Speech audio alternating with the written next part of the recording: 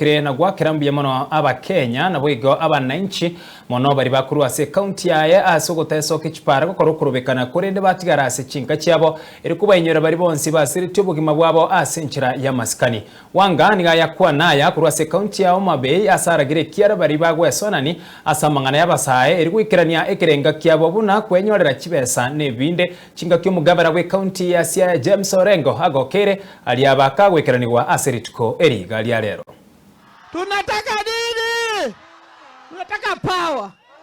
Kwa hivyo leo nimeona wale watu wanatembea kwa maandamano. Mimi nataka nishukuru sana watu wetu. I want to thank our ODM fraternity because we said we are not going to participate in demonstrations whose meaning we do not understand.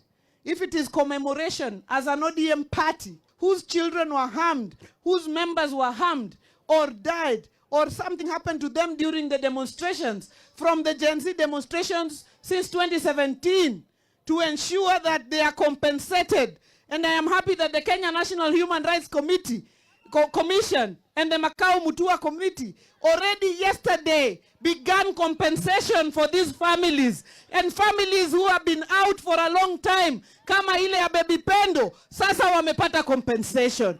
Si kwamba itarudisha mtoto, lakini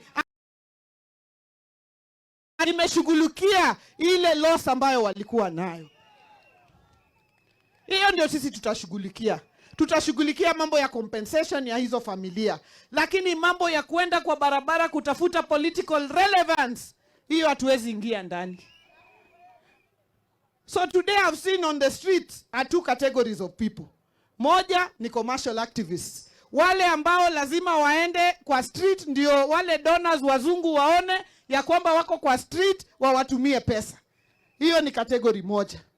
Category ya pili ni political opportunists, wale ambao wanatafuta relevance kupitia ile maandamano ya Gen Z.